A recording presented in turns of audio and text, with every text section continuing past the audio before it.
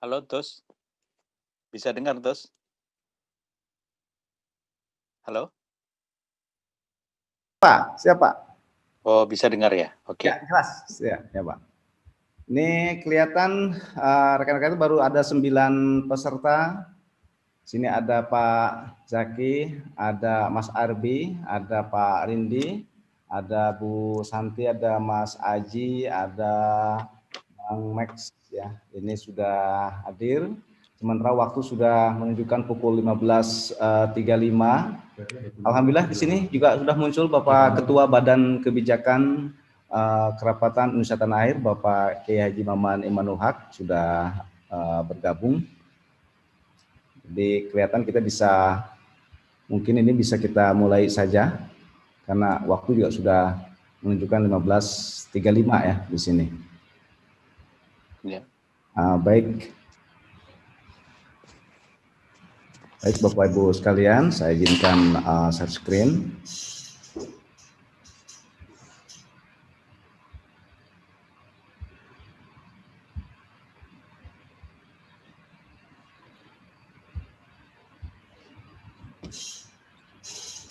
Bapak, Ibu, serta rekan-rekan sekalian, salam Pancasila. Tentunya kita ingat Bung Karno menyatakan negara Republik Indonesia ini bukan milik suatu golongan, bukan milik sesuatu agama, bukan milik sesuatu suku, bukan milik sesuatu adat istiadat, tetapi milik kita semua dari Sabang sampai Merauke. Bung Karno. Terima kasih. Assalamualaikum warahmatullahi wabarakatuh. Waalaikumsalam. Yang terhormat Bapak Ketua Badan Kebijakan Kerapatan Indonesia Tanah Air, Bapak Kiai Haji Maman Imanul Haq, Bapak Sekjen, Bapak Haji F. Zaki, terlebih di sini juga sudah hadir Ketua Majelis Hikmah yang sekaligus menjadi narasumber pada acara rebuan kita kali ini. Ini merupakan rebuan yang pertama di tahun 2021. Bapak Taufik Rahajan, terima kasih sudah bergabung. Baik rekan-rekan sekalian, para wirabangsa, para kalyana mitra Kerapatan Indonesia Tanah Air, acara rebuan kita kali ini mengangkat tema multiversitas kita, kebangsaan Indonesia Tanah Air. Ini sekaligus narasumbernya, saya sebutkan di sini ada Bapak Taufik Rahajan. Untuk itu maka kita buka acara ini seperti biasa. Mari kita sama-sama menyanyikan lagu kebanggaan kita semua, Indonesia Raya. Indonesia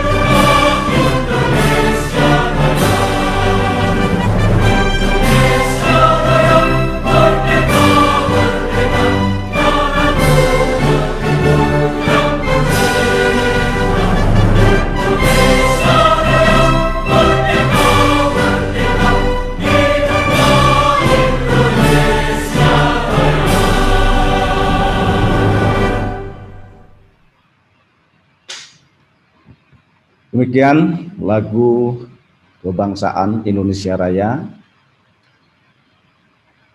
yang semoga ini terus mengiringi termasuk dalam acara rebuan kita yang pertama di tahun 2021 ini. Dan tentunya tidak lengkap ya kalau acara rebuan kita ini kali ini awali dengan doa ya. Mari sama-sama kita menyatakan ya basmalah. Bismillahirrahmanirrahim. Semoga acara rebuan kita ini berjalan dengan lancar. Amin ya rabbal alamin. Bapak Ibu sekalian, mari kita simak mars kita ya, mars kebanggaan kita, Kerapatan Indonesia Tanah Air.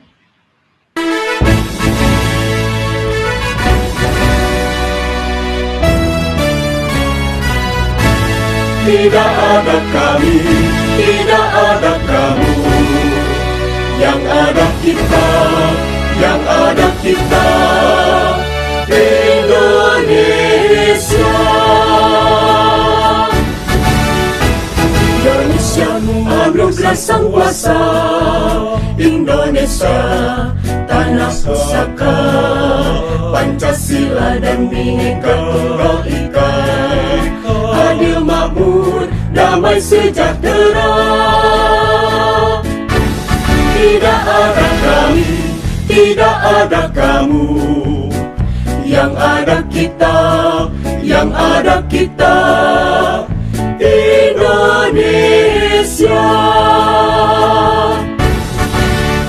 Indonesia anugerah sang kuasa, Indonesia tanah pusaka, Pancasila dan Bhinneka Tunggal Ika, adil makmur, damai sejahtera. Tentang semua kita punya mimpi yang sama, kata kita adalah kami dan kamu, Kerapatan Indonesia Tanah Air. Kita satu bangsa, satu bahasa Indonesia, setiap saat kita rawat bersama. Indonesia maju untuk dunia, Indonesia maju untuk dunia.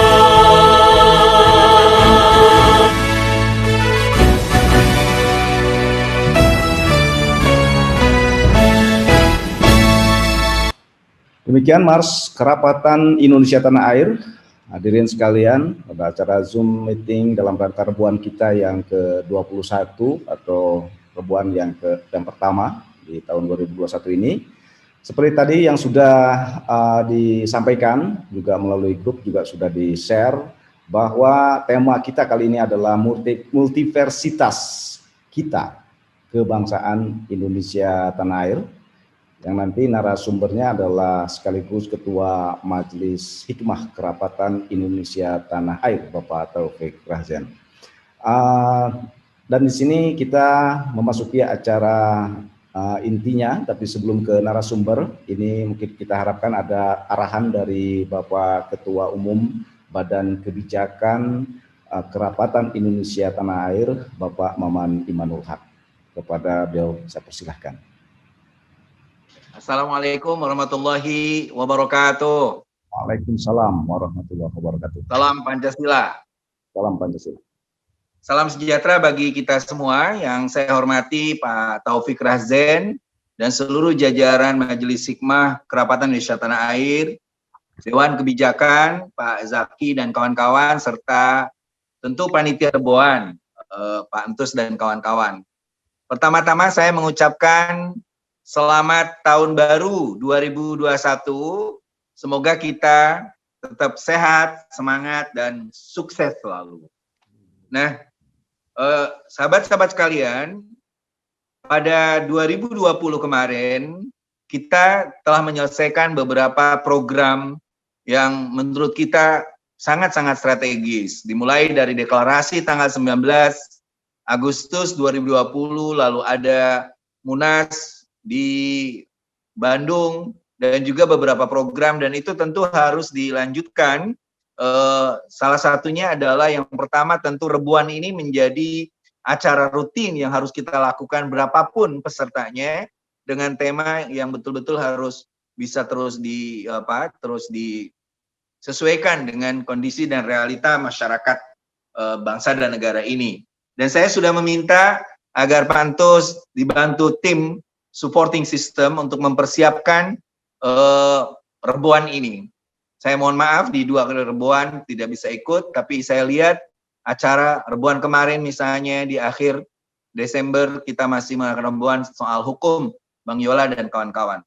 Nah selanjutnya ada program yang memang akan di 2021 ini Sekjen dan Bendum beserta tim dari Kerapatan Kita Indonesia di Jakarta akan melakukan kunjungan kerjasama dengan beberapa kementerian, lembaga dan lain sebagainya, termasuk masih punya PR untuk datang berdiskusi dengan beberapa kelompok. Alhamdulillah kantor kita di Tebet mulai banyak dikunjungi oleh beberapa teman, misalnya dari Depok kemarin beberapa kiai, ada juga masyarakat yang mengadukan persoalan tanahnya di Bandung, ada juga teman-teman Pak Jaki dari Taiwan, kalau nggak salah Taiwan, dan begitu pula banyak sekali kita menjadi harapan, sehingga program kita mendengar itu akan menjadi program yang akan terus diperkuat lewat jajaran tim supporting system dan juga advokasi. Begitu pula tim media yang digawangi oleh Mas Vicky. Terus kemarin kita terima kasih kepada Pak Jaki, sampai ada orang bertanya, ini serius kita mengkritik pemerintah? Saya bilang serius, karena Sekjen memang yang terbiasa dengan bergaul dan juga mengupayakan UMKM, terutama berkaitan dengan tempe ini. Jadi dia tahu persis persoalan, dan kita tidak ada masalah bahwa di satu sisi kita terus mendukung program pemerintah, di sisi lain kita mengkritisi berdasarkan argumen, data dan fakta. Itu kan dari awal kita.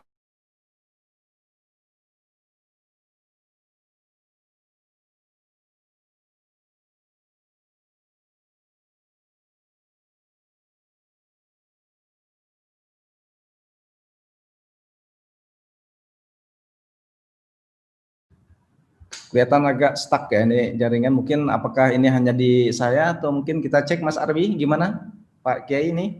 Enggak ini ya? Iya enggak. Oke, mungkin ini di spotnya Pak Kiai ini mungkin.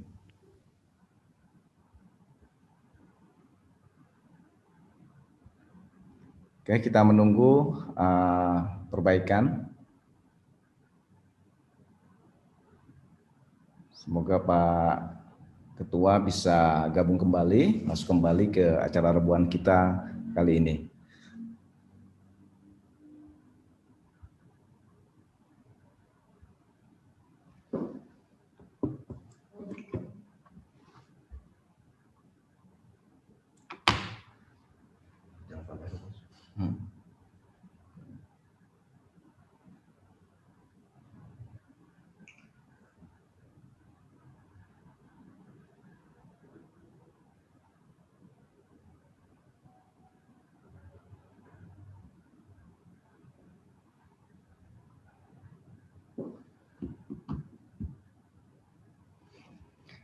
Baik, Bapak, Ibu, serta rekan-rekan sekalian, para kalian mitra wirabangsa Kerapatan Indonesia Tanah Air, tadi kita dapat informasi sekilas ya dari Bapak Ketua, yang tadi juga ada gangguan, terus kirim WA juga diteruskan saja, katanya Rebuan supaya tetap berjalan. Jadi kita langsung saja ya kepada tema kita hari ini, yaitu multiversitas kita ya. Memang Ini istilah ini banyak sekali Pak Taufik juga ditanyakan sama rekan-rekan, ini apa beda katanya universitas sama multiversitas. Mungkin nanti bisa ada penjelasan terus bagaimana posisi Kerapatan Indonesia Tanah Air dalam program multiversitas. Baik Bapak, Ibu serta rekan-rekan sekalian, apa, mengapa dan bagaimana multiversitas Kerapatan Indonesia Tanah Air? Mari kita simak bersama Bapak Taufik Rahjen, narasumber kita untuk rebuan kita kali ini. Kepada Bapak Taufik dipersilahkan. Ya, terima kasih. Assalamualaikum warahmatullahi wabarakatuh. Salam sejahtera, salam Pancasila. Teman-teman sekalian yang saya hormati, sebenarnya gagasan dari multiversitas ini bukan satu gagasan yang baru. Jadi, gagasan multiversitas ini muncul pada saat ketika ada ekstrim dari disiplin-disiplin ilmu yang hanya mementingkan bagian-bagian. Jadi atomisasi dari pengetahuan. Karena itu sebenarnya, ini dilihat dari sudut sejarah ya, universitas itu kan sebenarnya keinginan menyatukan satu disiplin ilmu. Jadi uni itu satu, menyatukan dari berbagai disiplin yang lain. Dan dia menggunakan satu kategori. Nah, tetapi para kalangan romantik biasanya, itu intelektual romantik, itu mementingkan apa yang disebut sebagai pandangan yang lebih general. Kemudian holistik, itu liberal. Itu yang disebut dengan liberal art. Nah, dari sinilah sebenarnya gagasan multiversitas itu muncul. Kalau universitas itu sering dianggap sebagai yang melahirkan pencerahan sekaligus masyarakat industri, jadi universitas itu sebenarnya satu pabrik untuk mengisi masyarakat industri peradaban yang baru. Nah, tetapi multiversitas itu dianggap sebagai satu sistem pengetahuan yang lebih menyeluruh, lebih holistik, lebih umum gitu. Nah, sehingga, tetapi kemudian di pertengahan jalan ada kompromi.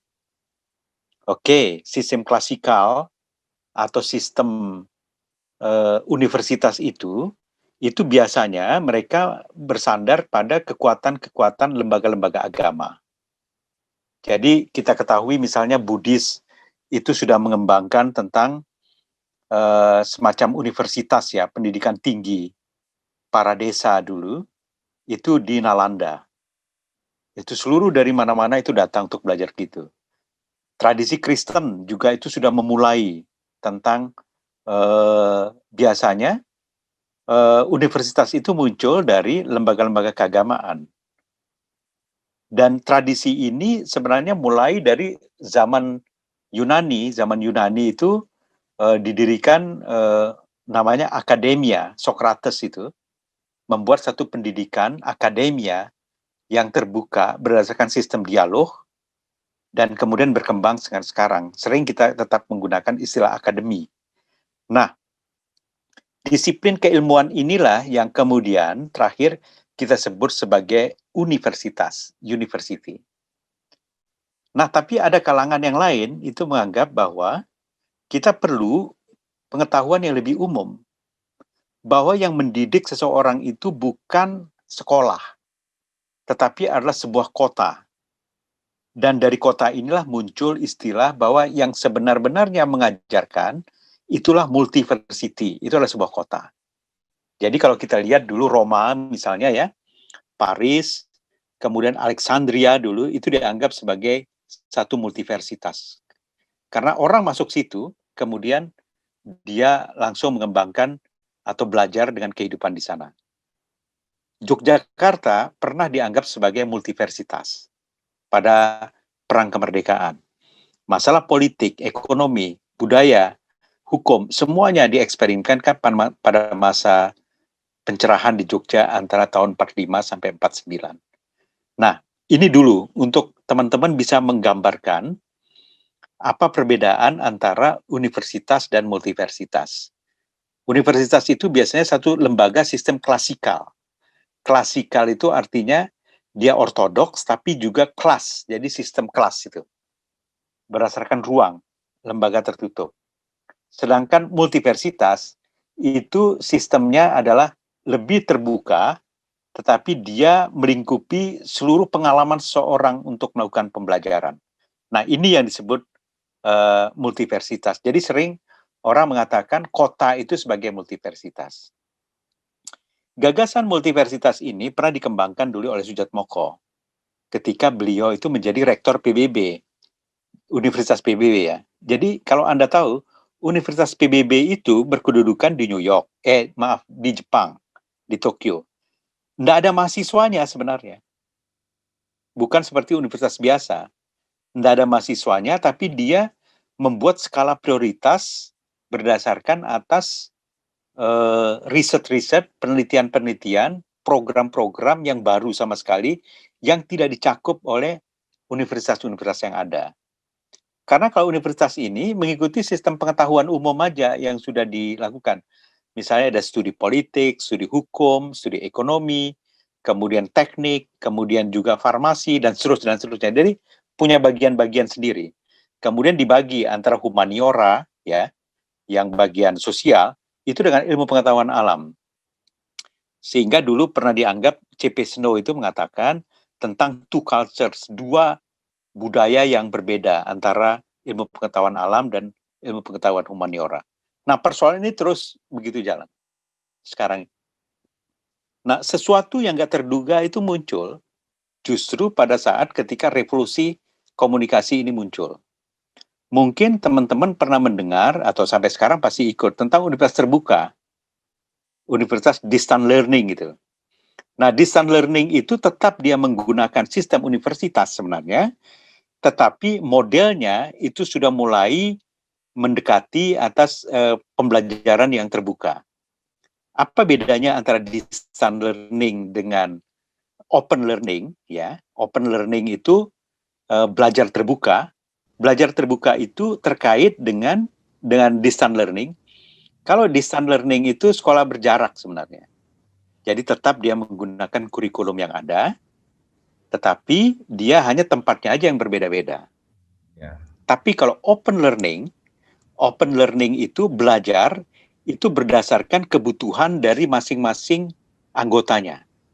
Meskipun dia bisa belajar di mana saja, dulu meskipun komunikasi belum ada, orang lewat surat menyurat untuk melakukan pembelajaran itu.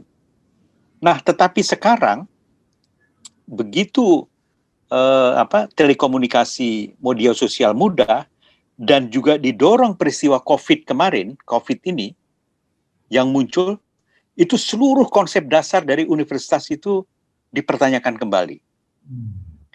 Kalau di beberapa negara sekarang ya, teman-teman sekalian, itu biaya untuk masuk universitas itu mahal sekali. Mahal, dan orang harus bayar. Dan mahasiswa biasanya itu mengajukan kredit, pinjaman ke negara untuk membiayai kuliahnya. Ketika dia selesai kuliah, dia harus bayar biaya kuliah itu. Jadi mahal sekali. Nah, begitu COVID sekarang, kemarin itu mulai dipertanyakan, kalau saya hanya belajar jarak jauh saja sekarang, untuk apa saya membayar mahal-mahal? Kenapa saya nggak melakukan ini? Itu satu. Yang kedua, perubahan-perubahan terpenting sekarang di dalam itu tidak lagi dimonopoli oleh universitas. Sudah jarang. Tapi dimonopoli oleh riset-riset individual. Bahkan tidak lagi dimonopoli oleh negara. Tapi dimonopoli oleh berbagai bisnis ya, yang melakukan riset-riset dasar itu. Contoh yang paling jelas sekarang ini adalah Elon Musk dengan Tesla-nya ini, yang dia melakukan riset terobosan yang seharusnya dilakukan oleh negara pun, itu nggak mampu mengikutinya. Riset ruang angkasa, itu sudah dilakukan oleh dia. Nah, sekarang kemudian banyak lembaga-lembaga pendidikan dan juga individu mulai mempertanyakan tentang fungsi dari universitas yang ada. Yang ketiga, ternyata banyak sekali para avant-garde, para inovator, itu biasanya dia yang tidak lulus kuliah. Anda lihat coba Bill Gates, Anda lihat Elon Musk, Anda lihat Zuckerberg, Anda lihat Steve Jobs. Semua yang paling terdepan di dalam revolusi itu bukan orang universitas, dan orang universitas hanya bekerja dalam bidang mereka. Itu hanya sebagai pekerja aja, sebagai sekrup aja sebenarnya. Inovasinya juga nggak terlalu maju gitu. Nah, karena itu teman-teman, kenapa sekarang itu harus dibuat satu pandangan yang lebih menyeluruh tentang sistem pendidikan kita. Nah, kebetulan Menteri Pendidikan kita, Nadiem Makarim ini, itu mengumumkan tentang ada Merdeka Belajar, tapi kemudian dia maju lebih jauh lagi ketika bicara tentang kampus merdeka. Nah, tapi coba Anda lihat sekarang, mana yang disebut kampus merdeka itu belum ada yang mencoba menerapkan. Dikira kampus merdeka itu merdeka belajar atau merdeka ini. Bahkan saya kira menterinya sendiri masih belum terlalu yakin juga tentang ide itu ya, tentang apa itu kampus merdeka dan konsekuensinya itu. Yang kedua, Anda ingat mungkin ketika Sri Mulyani baru-barusan ini cukup ramai dia bicaranya. Kenapa apa bedanya negara berkembang dan negara maju? Negara berkembang itu adalah yang masyarakatnya kerja keras, tetapi asetnya tidur, tidak dimanfaatkan. Tetapi masyarakat maju, asetnya pemerintah itu bekerja, dimanfaatkan, sambil para masyarakatnya itu bekerja dengan cerdas saja. Dan tak perlu memaksa diri untuk melakukan pekerjaan dari siang sampai malam, mereka ada waktu untuk berlibur, kemudian harga penghasilannya lebih tinggi, dan seterusnya ini. Nah, dua ini, kampus merdeka dan penggunaan aset ini, inilah yang kita ingin manfaatkan bersamaan dengan revolusi teknologi ini, dengan mendirikan multiversitas. Nah, teman-teman sekalian, ini saya kira latar belakang ya. Kenapa kita butuh adanya multiversitas. Tapi dalam bidang apa sekarang? Kalau dalam bidang seni itu sudah banyak, bidang hukum banyak sekali, bidang politik banyak, bidang kedokteran, bidang ini ada semua. Tetapi kita belum ada sebenarnya satu sekolah atau pendidikan tinggi, pembelajaran higher learning ya, itu dalam bidang kebangsaan. Aneh sekali memang. Itu terlalu diserahkan ke publik. Kita terpaksa membuat satu lembaga-lembaga yang lain untuk belajar tentang menjadi warga negara, menjadi warga bangsa, itu bukan sebagai satu sistem pengetahuan.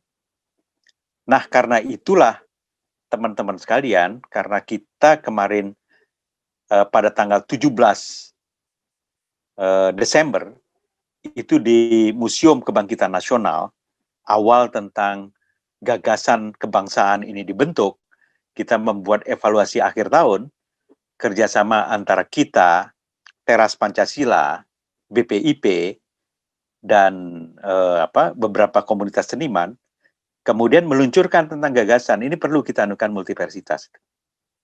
Nah, kampusnya di mana? Kampusnya seluruh Indonesia. Pengetahuannya, cara berpikirnya apa? Cara berpikir, bidang studinya apa?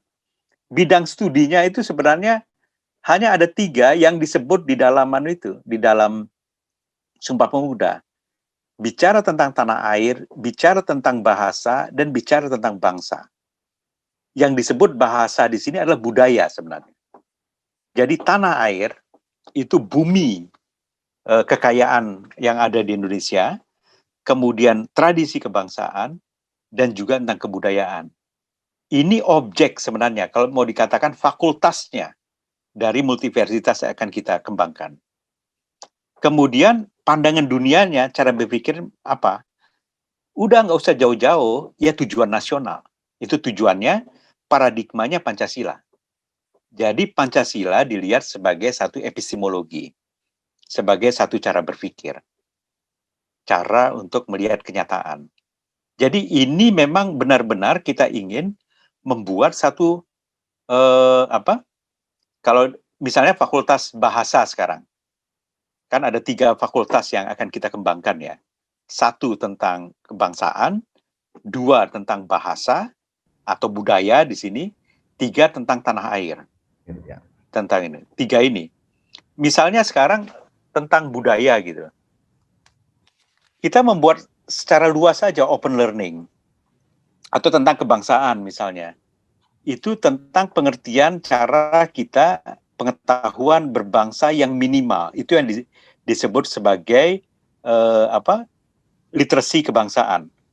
Pengetahuan minimal yang harus dimiliki oleh warga negara untuk mengetahui masalah bangsa. Sebagaimana kalau orang mau bercakap-cakap dalam bahasa Indonesia, dia kan minimal harus tahu dan harus paham beberapa kata-kata atau gramatika. Kira-kira begitu di dalam menjadi warga negara. Itu harus ada gramatikanya. Begitu juga dalam budaya, dalam bahasa. Begitu juga di dalam tanah air. Nah, jadi mereka ini jadi bayangan saya ini bentuknya jadi gini, kampusnya di mana? 1, itu di Museum Kebangkitan Nasional. Kita sudah buat kontrak. Bedanya adalah multiversitas ini, dia harus ada ruang publik dan waktu publik. Ruang publik itu ruang yang bisa dimanfaatkan bersama, aset yang dimiliki oleh bangsa, oleh masyarakat, bukan aset yang dimiliki oleh individu. Nah, waktunya itu waktu yang dirayakan secara bersama.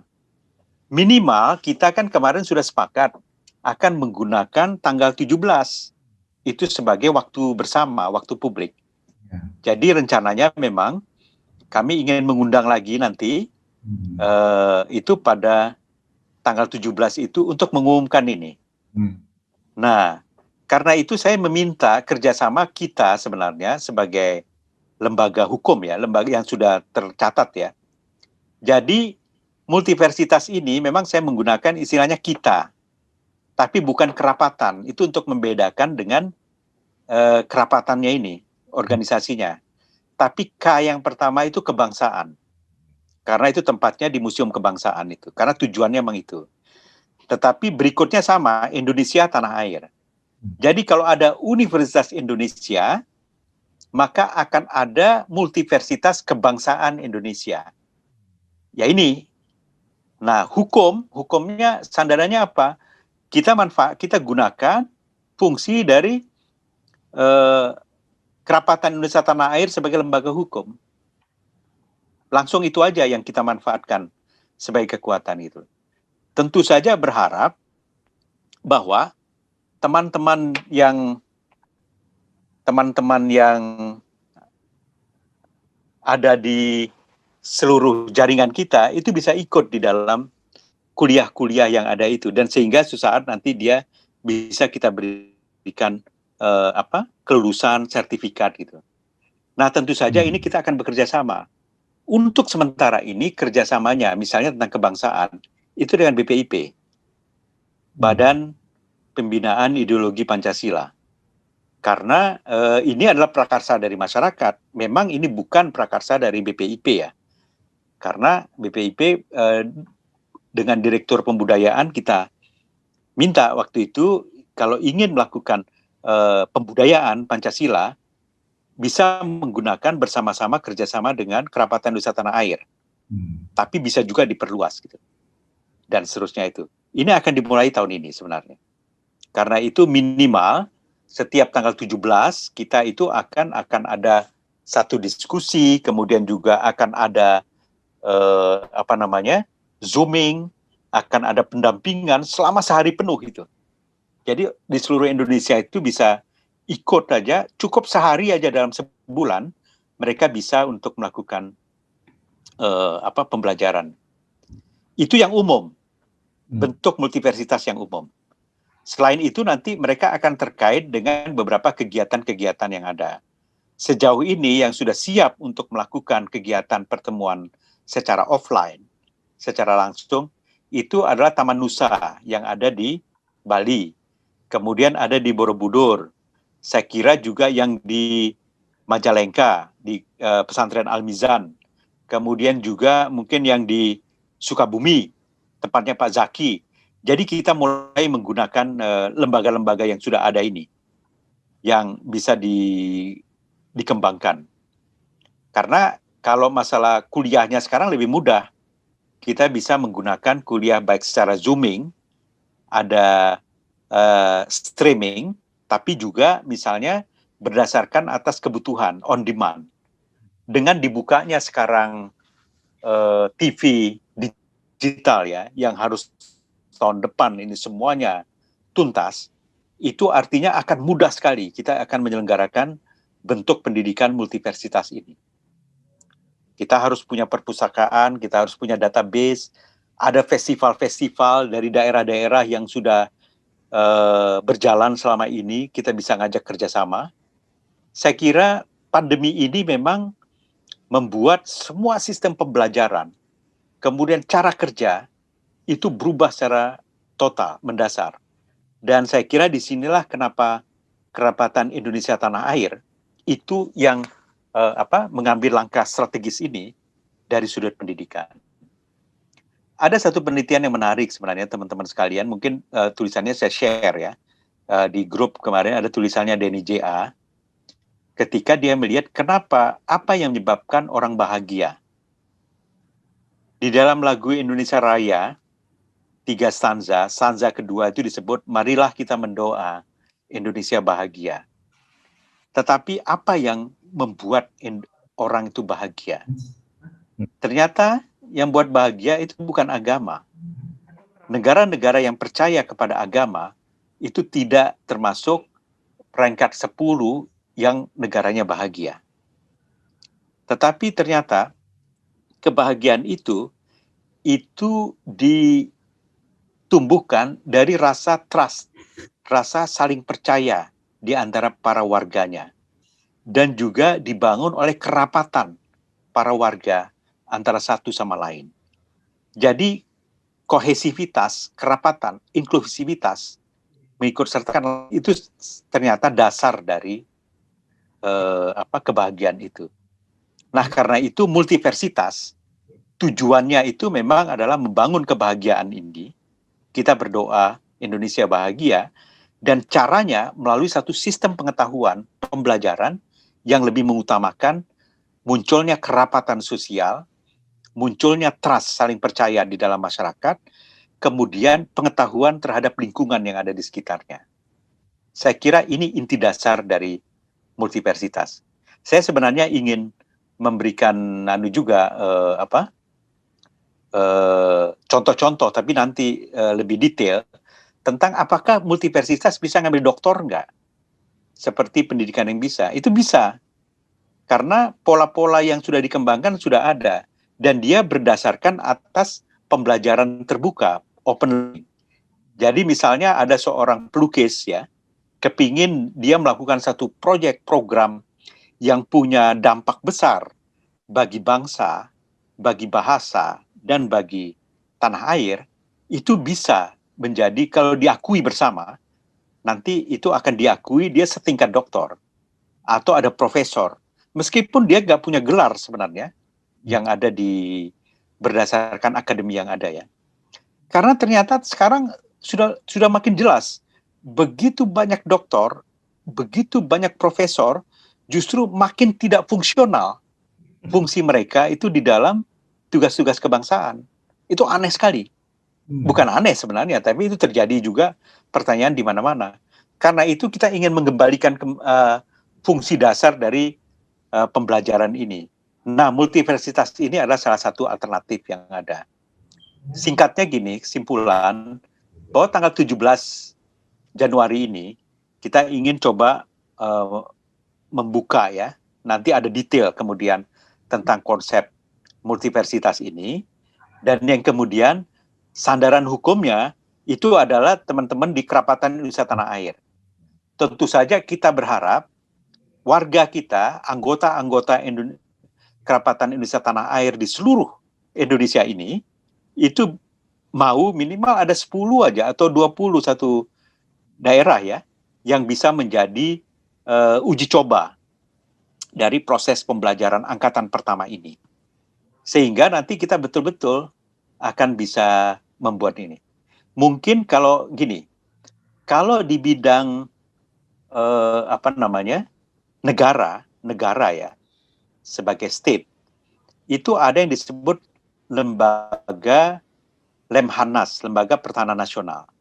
selalu ada kursus ya, dipanggil dengan cukup mahal, mereka dibiayai oleh negara untuk berbicara tentang ketahanan negara bangsa gitu. Nah, semacam itu atau pelengkap dari itu sebenarnya, tapi dalam bidang masyarakat dengan perspektif yang lebih holistik.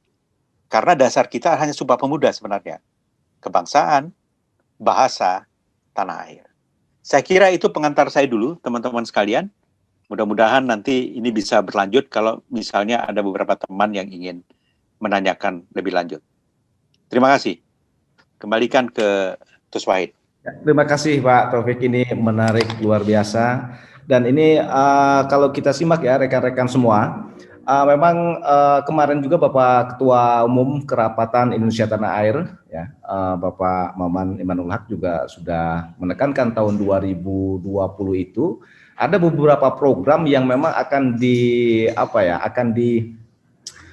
dioptimalkan, seperti pertama Reboan yang berapapun jumlahnya tetap ini akan dilaksanakan, karena ini adalah bentuk keistiqomahan, konsistensinya kita, komitmennya kita terhadap visi misi dari Kerapatan Indonesia Tanah Air.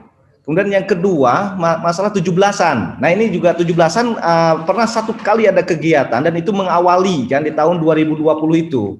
Sebagai satu refleksi akhir tahun waktu itu, Bapak Taufik Rahardian, Bapak Ketua Umum ya dari Kerapatan Indonesia Tanah Air juga menyelenggarakan acara 17-an, tepat pada tanggal 17. Dan memang itu sudah pada saat deklarasi pun itu sudah ada satu wacana tentang kegiatan 17-an yang dianggap menjadi satu tujuan. Dan ini luar biasa, ini kelihatan kita tadi sudah simak bersama dari apa yang dijelaskan oleh Bapak Taufik Rahardian, apa itu multiversitas, bedanya dengan universitas seperti apa, bidang studinya itu juga sangat simpel ya, semacam fakultasnya itu apa saja, itu kan mengingat kepada Sumpah Pemuda ya. Kemudian juga cara berpikirnya adalah tujuan nasional, paradigmanya adalah Pancasila ya sebagai epistemologi, kemudian kampusnya itu sudah jelas juga ada di kebangkitan nasional ya. Kemudian ini juga karena ini cara pandangnya adalah kota yang mendidik, kota yang mengarahkan, kota yang membina. Jadi ini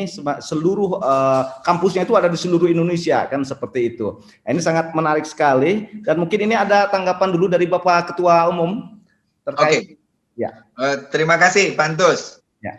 Terima kasih Pak Taufik Rahardian. Yang pertama saya minta kepada Sekjen, Bendum dan seluruh Dewan Kebijakan untuk mempersiapkan tanggal 17 Januari 2001 sebagai tempat launching dari multiversitas kita.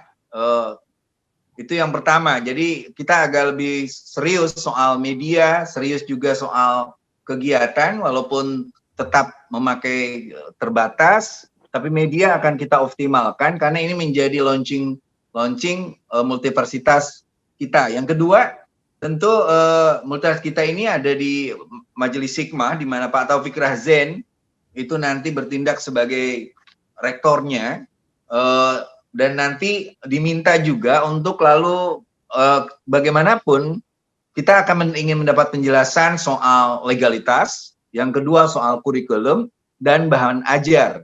Sehingga kalau nanti misalnya tiap tanggal 17 kita di beberapa kota melakukan acara dan itu dimulai misalnya tanggal 17 ini harus ada pertemuan juga untuk mempersiapkan bila ada pertanyaan-pertanyaan soal legalitasnya, tetap orang Indonesia itu tetap ingin misalnya diakui dan lain sebagainya. Dan yang kedua soal kurikulum dan bahan ajar.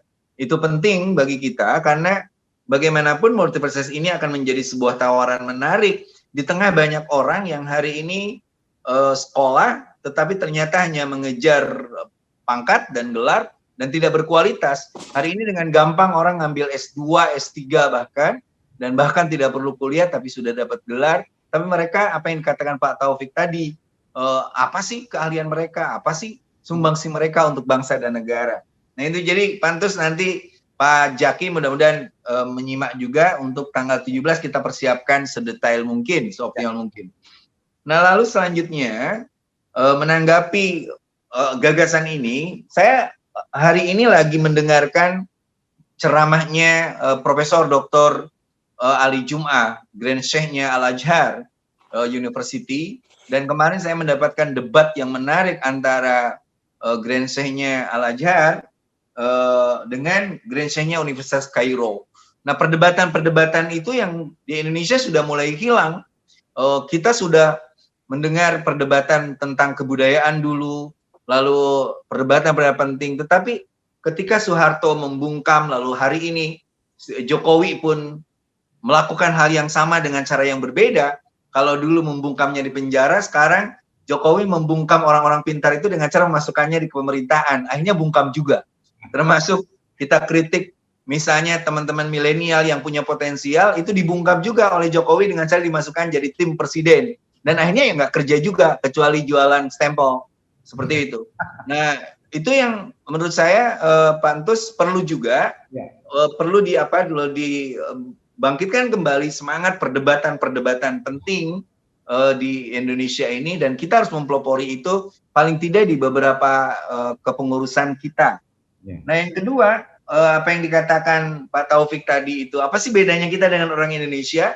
Nah, Sri Mulyani bilang kita sama kok, belajarnya sama, otaknya sama, cuman kelebihan negara maju itu kan dua, bagaimana seluruh aset itu betul-betul berdaya, berfungsi, dan berguna. Dan yang kedua, sistemnya itu membuat kita seperti itu.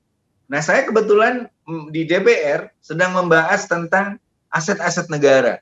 Kayaknya tidak ada negara di dunia yang asetnya amburadul, banyak, dan enggak itu kecuali Indonesia.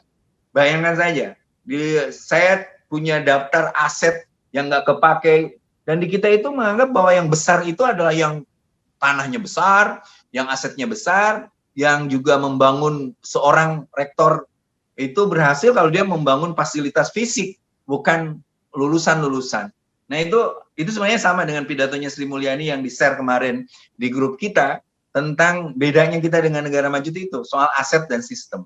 Nah, saya rasa multiversitas nanti mengarah kepada sana, bahwa seorang dengan ruang kerja kecil tetapi gagasan besar idenya itu meloncat jauh ke ruang publik dan juga ke waktu publik, itu lebih besar daripada sekarang orang yang memiliki aset kekayaan yang sebesar apapun.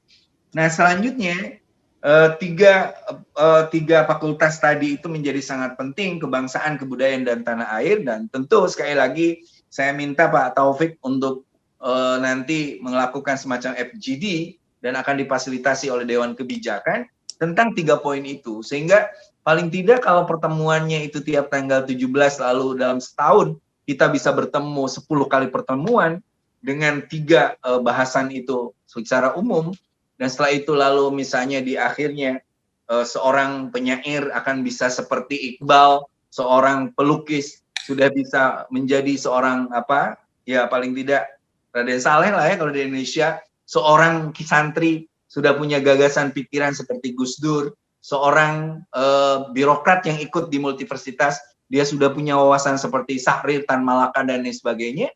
Nah, itulah sebenarnya yang harus, indikatornya apa? Skornya bagaimana? Walaupun itu tentu tidak terlalu penting, tapi paling tidak, itulah yang sebenarnya gagasan kita soal wirabangsa. Bagaimana seorang, Haji Uhud, nah itu akan menjadi dokter Uhud di bidang kesehatan tradisional.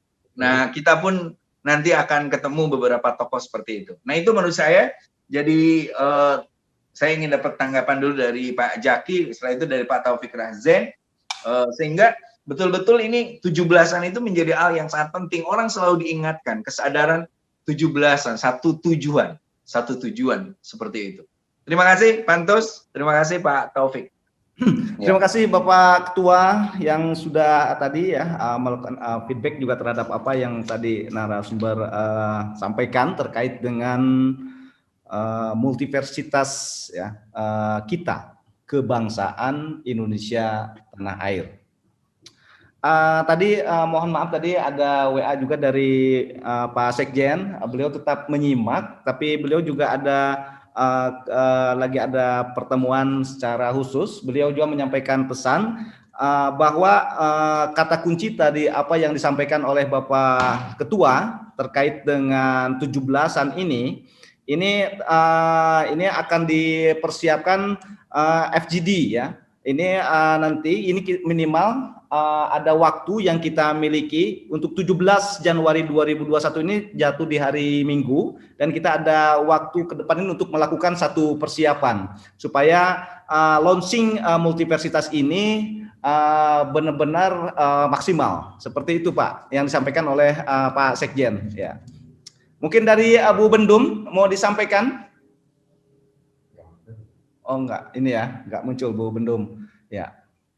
Atau silakan ada tanggapan dari rekan-rekan Dewan Perwakilan kita yang di wilayah, silakan. Di sini ada Pak Deki dari Kalbar, silakan terkait dengan tema kita, rebuan kita kali ini, multiversitas ya. Ini cukup menarik sekali di tengah-tengah masa sekarang ini orang banyak mempertanyakan tentang kedudukan atau fungsional dari universitas itu sendiri. Bahkan kita sekarang bicara tentang multiversitas ya. Silakan Pak Deki dari Kalbar. Pak Diki, monitor.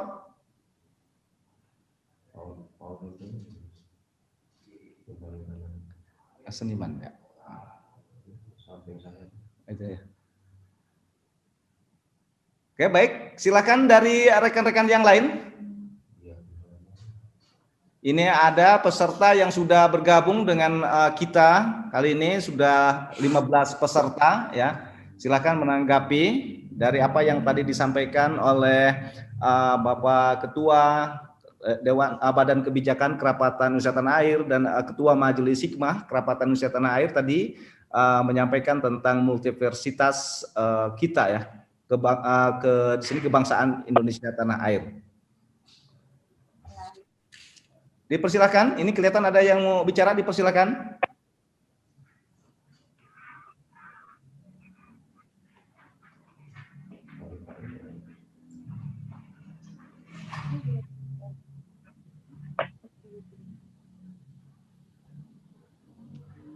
Dipersilakan, ada ini adalah perjalanan ya Pak Deki. Di sini ada hadir. Dipersilakan rekan-rekan untuk memberikan tanggapan ya terkait dengan multiversitas tadi yang sudah disampaikan, bahwa rencana kita akan di tahun 2021 ini ya, kita akan mengoptimalkan kegiatan 17-an ya, satu tujuan nasional, dan itu menjadi cara berpikirnya, itu dijadikan cara berpikirnya tujuan nasional itu ya. Kemudian juga Pancasila sebagai epistemologinya di situ ya. Atau mungkin di sini ada tambahan juga dari Bapak Taufik Rahardian, sipersilahkan. Ya, saya kira mungkin kalau boleh saya ingin sedikit memperjelas beberapa hal nih supaya teman-teman ada, karena saya kira yang melihat ikut serta di sini ini calon-calon ini dari siswanya, mahasiswa. Saya daftar yang pertama Pak Taufik. Iya. Saya akan berikan contoh beberapa hal. Gini. Ya, siap. Sebenarnya ya, satu contoh aja, itu yang dilakukan oleh Paul Hendro kemarin ini, waktu kita membuat acara tentang To Build the World Anew. Nah, kita akan mendorong Paul Hendro ini, itu untuk dia mempertanggungjawabkan, mengkaji lebih serius gagasan itu. Dia melukis, kemudian membuat Memory of Museum of Memory, berdasarkan atas sebuah buku sebenarnya. Maaf, suaranya agak berbunyi ya. Oh, bentar, ada Paul Hendro ini, aku mute dulu ya. Oke, silakan Pak. Di-mute kan? Ya, silakan. Ya. Jadi misalnya, sebenarnya awalnya Paul Hendro itu melakukan kegiatan ya, kita ingin merekonstruksi hubungan arti kebangsaan berdasarkan atas sebuah buku waktu itu. Itu buku tamu yang dibuat oleh Museum Nasional dengan negara-negara lain untuk memberikan dukungan pada Indonesia dari tahun setelah Indonesia baru merdeka dan diakui secara internasional. Jadi tahun 50 sampai tahun 70. Dari situ kemudian berkembang idenya sampai dengan To Build the World Anew. Kemudian menjadi lukisan. Kemudian menjadi kegiatan publik. Nah, yang belum dilakukan oleh Paul Hendro ini, atau dengan teman-teman yang tergabung di sana, itu adalah respons publiknya. Jadi dia harus buat media sosial, harus buat acara juga seterusnya, dan mengujinya setiap tahun. Jadi sebenarnya itulah yang pengakuan yang dimiliki nanti oleh lulusan multiversitas, itu bukan pengakuan di antara mereka. Bukan pengakuan di antara seorang profesor menguji, itu enggak, tapi publik yang mengakuinya. Itulah karena dia harus punya akun publik, maksudnya punya Instagram, punya media sosial, punya ini, dan itu dia berkembang menjadi sebuah gerakan. Nah ini maksud saya, sehingga nanti kita undang beberapa orang yang membahas perjalanan dari karya, penciptaan karya ini, kaitannya dengan tindakan sosial, itu nanti yang akan dinilai. Dan publik akan nilai. Jadi seseorang itu betul-betul lulus dari multiversitas itu bisa dibanggakan gitu. Contohnya banyak lagi yang lain. Mungkin teman-teman tahu yang sering kita pakai lukisan karya Galam tuh. Ada lukisan dia sudah dapat respons luar biasa dari ini, dan bahkan dia membuat museum. Namanya Gagasan Indonesia, Indonesian Idea museumnya. Tetapi kan selama ini jarang orang yang melihat ini sebagai satu cara pendekatan melihat masalah atau satu disiplin ilmu atau sebagai satu karya, padahal itu sudah terbukti ya. Nah, ini yang akan kita studi, dan orang seperti Galam Zulkifli ini akan kita dorong. Saya ingin katakan juga ya, apa yang dilakukan oleh ini, ada sepasang suami istri ini. Itu di Banten. Si Destian itu sama Putri. Dia yang sering kita gunakan Indonesia Rayanya itu untuk acara kita. Dia mendapatkan Wirabangsa kemarin tuh. Anugerah Wirabangsa itu. Yang rekaman tentang Indonesia Raya. Dan dia melakukan pendekatan kebudayaan melalui bahasa ya. Kemudian juga kebangsaan. Dan sekaligus tanah air. 3 sekaligus itu dia lakukan. Nah, multiversitas itu mendampingi mereka ini dalam bidang sebagai pendekatan yang satu saat mereka harus mempertahankan itu berdasarkan atas kolega pengetahuan bersama. Jadi beberapa profesor nanti kita undang untuk menyaksikan atau melihat proses dari kerja mereka selama ini. Jadi daripada misalnya selama ini banyak universitas-universitas itu melakukan studi literatur saja, kemudian bermain di teori, dan sering setelah mereka lulus pun kemudian teorinya itu nggak bisa diaplikasikan, lebih baik mereka yang sudah melakukan eksperimen langsung tapi dibimbing ke masyarakat. Dan mereka inilah nanti yang akan kita lakukan. Saya tahu juga ini misalnya di Borobudur ini ada ikut di sini nih, si Rindi sama si Tanti ini. Dia lulusan ISI Solo. Tetapi mereka ada program secara khusus membuat satu festival berdasarkan atas sejarah Mataram masa lampau itu, tetapi dilahirkan kembali dalam bentuk baru, dalam bentuk festival di Candi Boko misalnya, Candi Prambanan, kemudian di Candi Borobudur. Semuanya itu menjadi satu sistem pengetahuan. Nah, mereka yang kayak gini yang kita akan dampingi.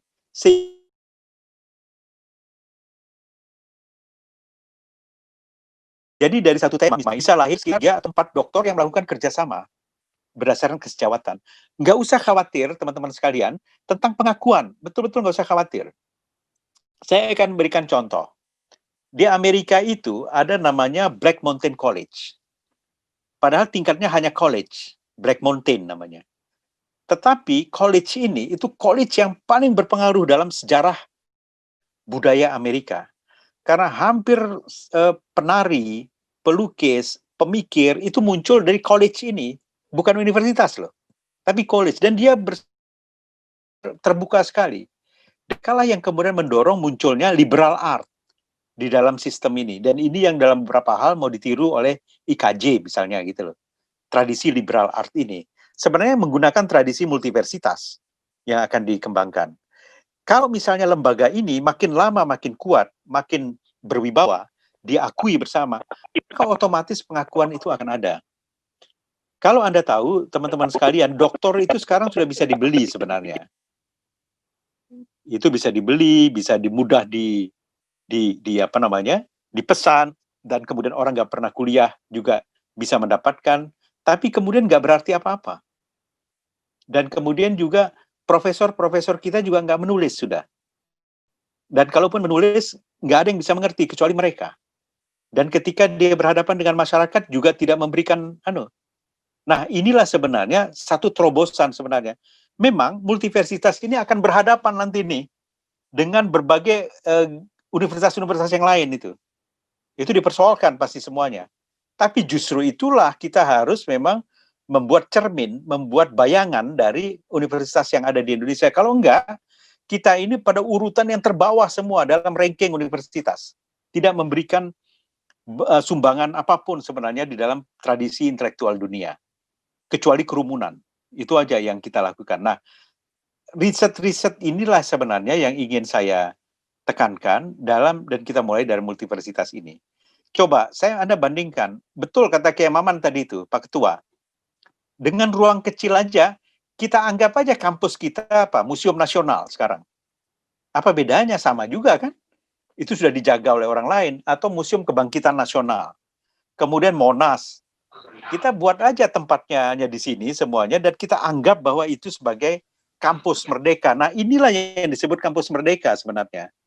Hanya sayangnya kita manfaatkan aja apa yang dikatakan oleh Nadiem Makarim, meskipun mungkin artinya berbeda dari dia ya, tetapi kita lakukan dengan ini. Nah, ini contoh-contoh sebenarnya. Saya ingin memberikan detail aja beberapa nantinya gitu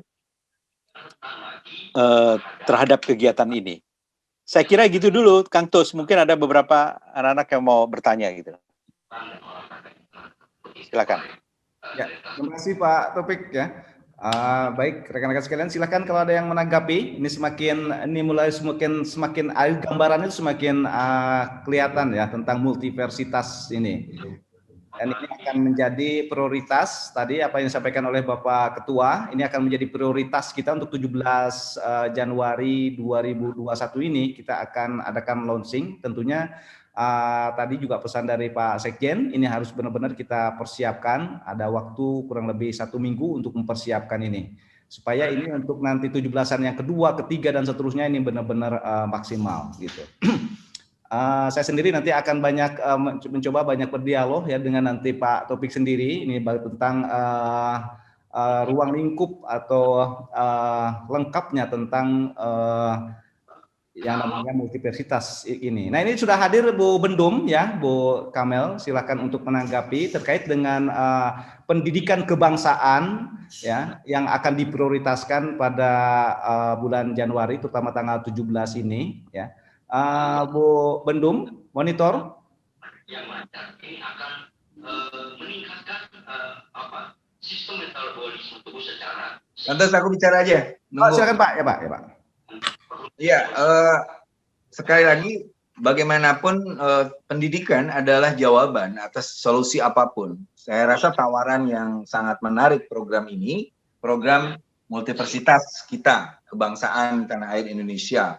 Nah, tetapi sekali lagi untuk sebuah pengakuan institusional itu tetap saya minta Pak Taufik untuk melakukan kerjasama dan sebagainya. Kalau bisa kapan-kapan kita melakukan kunjungan juga ke luar negeri untuk melihat bagaimana lembaga-lembaga yang sering sekali datang ke Indonesia memberikan gelar doktor dan sebagainya walaupun kepada tokoh yang walaupun nggak jelas juga hasilnya. Nah, kalau multiversitas kita harus lebih jelas, terstruktur, sistematis, dan indikatornya jelas. Nah, pertanyaannya adalah multiversitas ini kan kalau saya lihat, apakah ini akan menjadi menginventarisir sebuah program yang sudah dilakukan oleh teman-teman atau sesuatu yang sudah jadi, lalu itu kita pelajari bersama menjadi sebuah sistem keilmuan, atau mungkin pilihan keduanya itu adalah beberapa teman yang memulai program itu, artinya belum jadi, lalu dibimbing untuk lalu menjadi sistem keilmuan juga. Saya rasa kombinasi multiversitas akan melakukan kombinasi itu. Ada teman-teman kayak Faul, teman-teman yang lain yang memang dia sudah melakukan itu yang oleh kita sebenarnya sudah didefinisikan sebagai wirabangsa.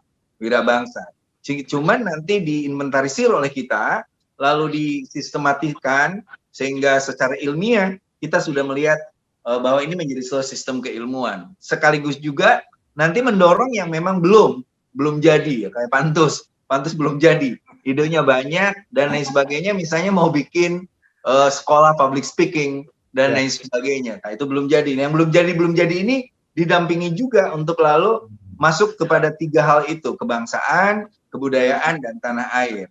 Nah, saya rasa dua pilihan itu yang menjadi konsen di multiversitas kita ini. Atau saya nggak tahu juga nanti bagaimana, misalnya tetap saja kalau di mentalitas bangsa kita ini soal pengakuan, kelembagaan, dan lain sebagainya, termasuk juga waktu ini. Kalau kita ngitung bahwa kita akan kuliah dalam tanda kutip seharian tiap tanggal 17 lalu ngambil di 2021 ini 10, maka 10 hari lah sebenarnya yang akan membentuk wawasan mereka tentang 3 hal itu, dan sekaligus juga mereka berhasil di 10 pertemuan itu akan membuat sebuah mensistemasikan pemikirannya, gagasannya, dan lain sebagainya. Salah satu kritik misalnya apa bedanya Nurholis Majid dengan Gus Dur. Nah, itu kan karena Nurholis pikiran-pikirannya, gagasan-gagasannya bisa disistematikan, bisa dijadikan ilmuwan, sementara Gus Dur karena terlalu banyak minat beliau di berbagai bidang, sampai hari ini belum ada yang bisa dalam tanda kutip mensistematikan pikiran-pikiran gagasan Gus Dur menjadi semacam apa yang disebut oleh Pak Taufik tadi sebagai sistem keilmuan. Nah, itu saya ingin dapat penjelasan juga sebenarnya. Silakan Pak Taufik. Ya, saya kira memang bolanya itu betul dua-duanya. Tadi Kiai Maman juga bagus. Dua-duanya kita lakukan. Pertama, lakukan secara induktif, itu dari bawah ya. Jadi berdasarkan pengalaman-kemalangan yang ada dalam masyarakat, kita angkat, kemudian kita rumuskan. Nah, ini yang pada tingkat yang agak lebih tinggi sebenarnya, yang doktoral. Tetapi yang tadi, yang pertama yang saya anggap itu menjadi kewargaan, itu dia bersifat deduktif. Deduktif itu artinya dari atas. Jadi ada kurikulumnya, ada sistem pembelajaran. Nah, ini yang sedang saya lakukan juga bekerja sama dengan BPIP. Jadi di BPIP itu mereka ingin minta selama tanggal 17, karena kan sama-sama kemarin kerjasamanya dengan Kebangkitan Nasional itu dengan BPIP. Itu tema-temanya apa? Tiap tanggal 17 itu. Jadi kita nggak perlu ada satu tema aja, mungkin ada 3 tema dengan jam-jam yang berbeda-beda gitu. Dan itu diikuti oleh peserta di seluruh Indonesia. Siapa yang mau? Nah, ini artinya dari atas ke bawah. Bentuknya mungkin, kalaupun masih butuh pengakuan, itu memang sertifikat, tapi sertifikat terhadap kayak sertifikat kehadiran, sertifikat kepesertaan, sama dengan training tenaga kerja prakerja, kartu prakerja kita itu loh, kan dia keterampilan. Nah, kebangsaan, pengetahuan kebangsaan, kewarganegaraan itu harus dianggap juga sebagai satu literasi, satu dasar. Kalau kita bisa bekerja sama ini dengan gagasan kartu prakerja itu, yang sekarang dibiayai justru secara besar-besaran oleh pemerintah, dengan pengetahuan gotong royong misalnya sebagai sistem disiplin ilmu, maka itu dia bersifat deduktif, ada sistem kurikulumnya. Nah, itu Pak Taufik, ya? Saya mau kasih tahu bahwa Pak Antus itu sudah lolos menjadi seorang semacam trainer of trainingnya pembuat sertifikat. Makanya kita ini punya lembaga sertifikasi profesional, baik itu yang berkaitan dengan gagasan, baik itu yang ke pelayanan, kayak pertanian, atau juga pendampingan umroh dan haji. Jadi sebenarnya untuk sekedar pengakuan internal, itu sebenarnya Pak Antus sudah mendapatkan lisensi untuk menjadi trainer terhadap sertifikasi itu. Nah, yang saya maksud adalah bagaimana kita bisa memperkenalkan teman-teman yang ada menjadi semacam mahasiswanya multiversitas kita itu bisa mereka misalnya ya, kalau saya lihat kemarin debat di Al-Azhar itu, nah mereka menjadi bagian dari yang akan kita perkenalkan di universitas-universitas dunia, karena mereka menyediakan juga semacam konferensi atau debat lewat Zoom Dan itu saya rasa Pak Taufik harus mulai untuk lalu memperkenalkan produk dari kita ini, multiproses kita ini, sehingga betul-betul pengakuan itu akan muncul dengan karya-karya kita, kreativitas kita, gagasan-gagasan kita. Nah, itu yang saya maksud. Sebenarnya Itu pengakuan betul. itu bukan sekedar gelar, tetapi kita memperkenalkan mereka, tulisan mereka kita promosikan di beberapa media yang yang punya jejaring atau punya kedekatan dengan kerapatan Indonesia tanah air. Jadi soal sertifikasi itu udah oke lah, itu sudah esensinya. Itu tinggal pengakuan bagaimana kita keluar dan lain sebagainya. Seperti dulu Taufik Razi misalnya membuat festival Syukur Pesisir, itu ternyata bisa connect ke Yunani. Syukur Pesisir, ada lagi festival-festival yang lain. Nah, itu kan membesarkan para seniman-seniman yang dulu terbenam dalam lumpur daerah, tiba-tiba merasa sudah menginternasional dan dia akhirnya terus semakin kreatif. Itu yang maksud saya pengakuan, bukan sekedar formalitas. Itu betul Pak Kiai Maman, justru itu yang saya ingin anukan. Karena gini, di dalam orang-orang yang ada nanti di multiversitas ini biasanya disebut apa yang disebut independent scholar. Independent scholar ini lawan dari mainstream scholar. Mainstream scholar ini biasanya ada di universitas. Tetapi bahasa gramatika dari akademi internasional, mau nggak mau itu mainstream scholar. Nah, karena itu kita harus memformulasikan yang independent scholar ini, independen ya, itu di dalam bahasa mainstream scholar, bukan berdasarkan akademis yang umum, tetapi keterimaan publik. Itu yang saya katakan, keterimaan publik itu menjadi sangat penting. Salah satu contoh ya, itu Alvin Toffler. Alvin Toffler itu pemikir tentang masa depan yang paling kenal. Dia ada seorang independent scholar. Dia nggak belajar di universitas, dia nggak pernah belajar di ini, nggak ada disiplin ilmu yang sesuai dengan dia. Nah, dia menciptakan sendiri itu. Tetapi Alvin Toffler itu diakui kemudian oleh universitas-universitas yang umum. Memang itu tujuannya. Karena itu kita harus melihat orang-orang yang sudah melakukan riset-riset penting dan kita perkuat dia untuk menjembatani bahasanya dan memformulasikan kerangka berpikirnya ke dunia yang lebih luas. Sasaran saya memang internasional dan tidak untuk bermain pada tingkat sini. Model koperasinya misalnya dalam ekonomi itu ada model koperasi, itu sudah tingkat internasional. Cryptocurrency misalnya yang sedang kita kembangkan ini, itu memang harus bisa diterima pada tingkat internasional. Nah, di lokal kadang itu sulit untuk dipahami, tapi di internasional jauh lebih mudah. Nah, kita harus bisa menjembatani antara dua itu.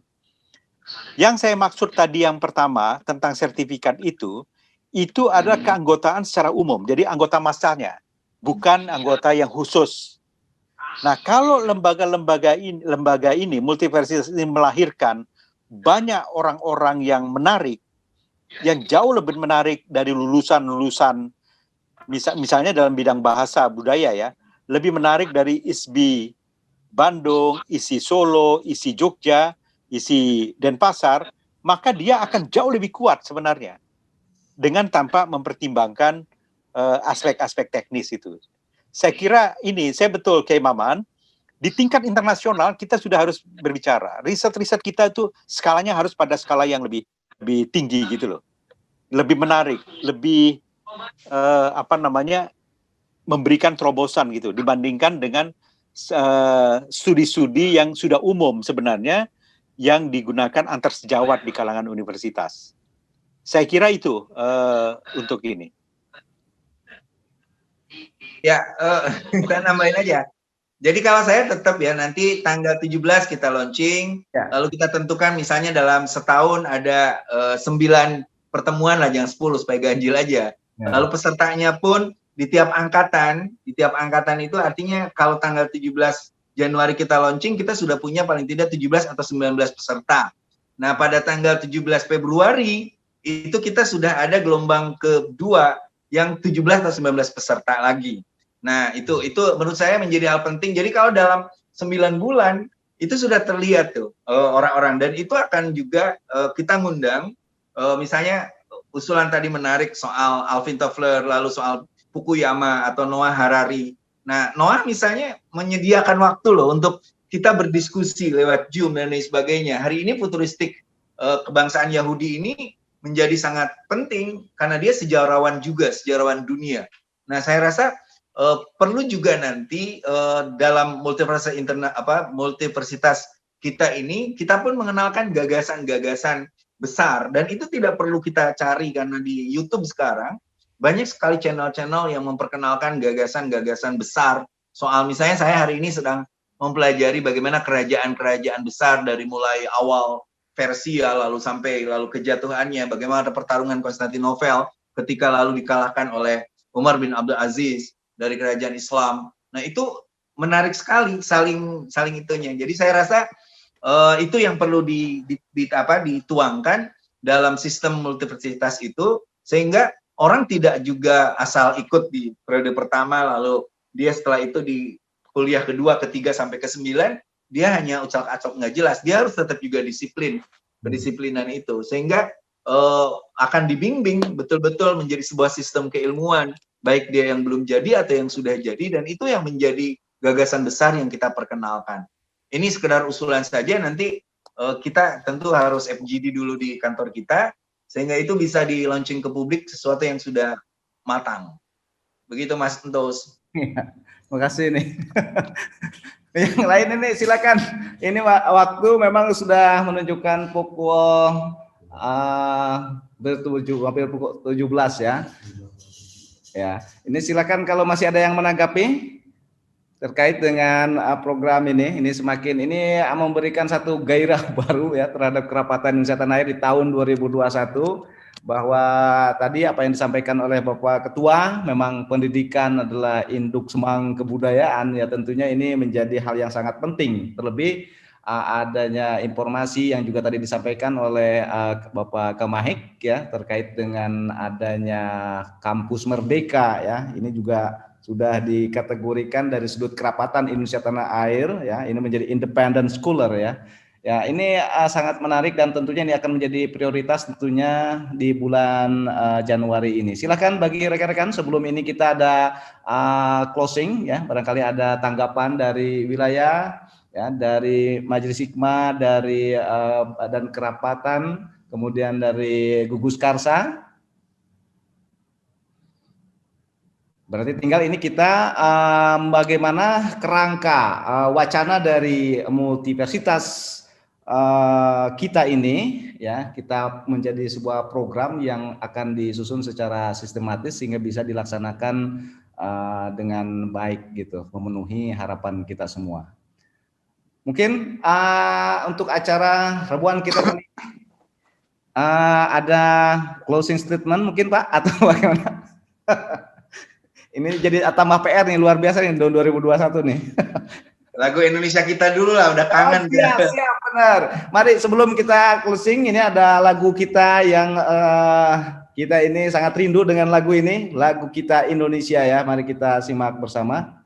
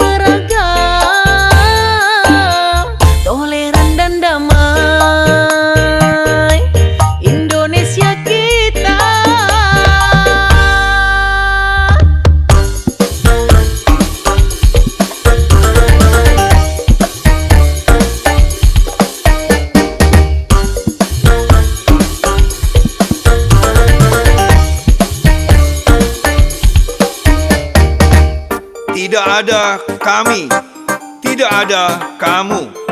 Yang ada kita Indonesia.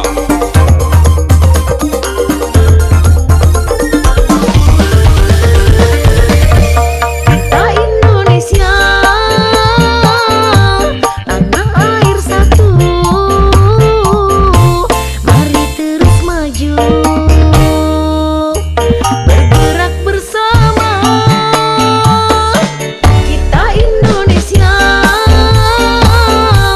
punya mimpi sama, makmur sejahtera, adil untuk semua.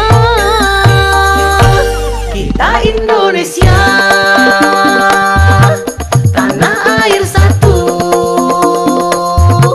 Mari terus maju, bergerak bersama. Kita Indonesia, kreatif beragam, toleran dan damai.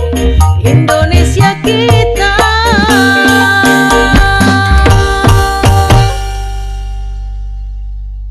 Demikian, terima kasih. Mari terus maju, maju bersama Multiversitas Kebangsaan Indonesia Tanah Air. Bapak, Ibu, serta rekan-rekan sekalian, lagu Kita Indonesia menutup rangkaian acara Rebuan kita yang pertama di tahun 2021 ini. Ini ada satu PR besar di tahun 2021 ini terkait dengan masalah pendidikan khusus pada multiversitas yang tadi kita sudah bahas bersama. Terima kasih kepada Bapak Topik Rajen, Bapak Maman Imanul Haq, Pak Sekjen, Bu Bendum, dan rekan-rekan yang hadir pada acara Rebuan kita kali ini. Dan dengan begini kita semakin semangat, ya, kerapatan Indonesia Tanah Air semakin cerah nih masa depannya, karena memang kita bicara tentang keindonesiaan tentunya, ya. Terima kasih, mohon maaf bila ada salah kata, dan mari kita sama-sama menyatakan Alhamdulillahirrabbilalamin. Assalamualaikum warahmatullahi wabarakatuh. Salam Pancasila.